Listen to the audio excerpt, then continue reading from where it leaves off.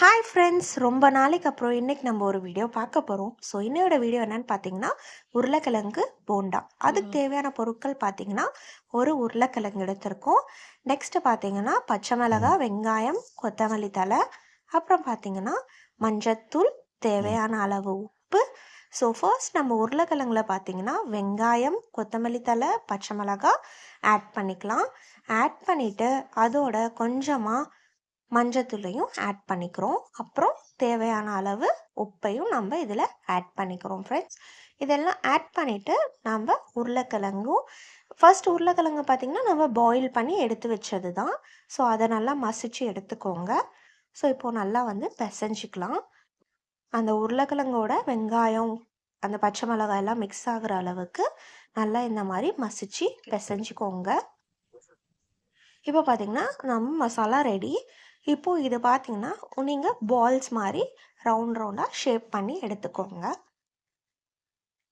So இந்த மாதிரி ஒவ்வொன்றா ரவுண்டாக பால்ஸ் மாதிரி பண்ணி எடுத்துக்கோங்க ஃப்ரெண்ட்ஸ். உங்களுக்கு தேவையான சைஸ்க்கு நீங்கள் இந்த மாதிரி பண்ணி வச்சுக்கோங்க. ஸோ இதில் உப்பு வந்து கரெக்டாக இருக்கான்னு செக் பண்ணிக்கோங்க ஃப்ரெண்ட்ஸ்.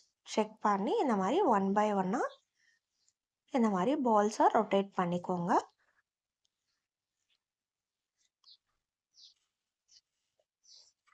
ரொம்ப நாளைக்கு அப்புறம் இப்போ தான் நம்ம வீடியோ திருப்பி போட்டிருக்கோம். ஸோ ப்ளீஸ் சப்ஸ்கிரைப் பண்ணுங்கள்.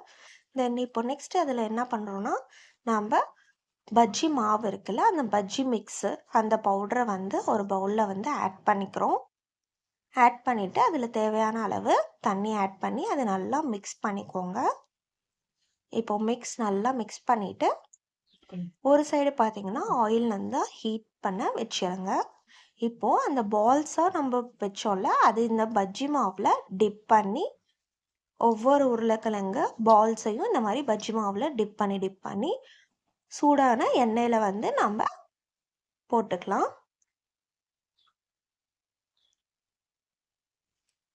ஸோ ஆயில் கொஞ்சம் நல்லா ஹீட் ஆனதுக்கு அப்புறமேட்டு இந்த மாதிரி பால்ஸ் வந்து டிப் பண்ணி போடுங்க. அப்போ தான் நம்மளுக்கு வந்து உருளைக்கிழங்கு போண்டா வந்து நல்லா கிறிஸ்பியாக வரும்.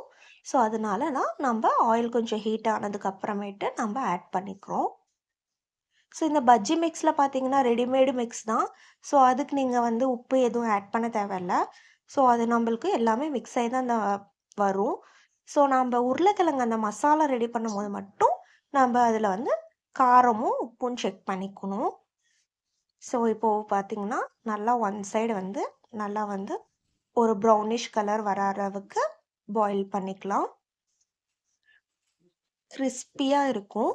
ஸோ அதனால தான் கொஞ்சம் ஃப்ளேம் வந்து ஹையாக வச்சு நம்ம இதை ரோஸ்ட் பண்ணிக்கலாம்.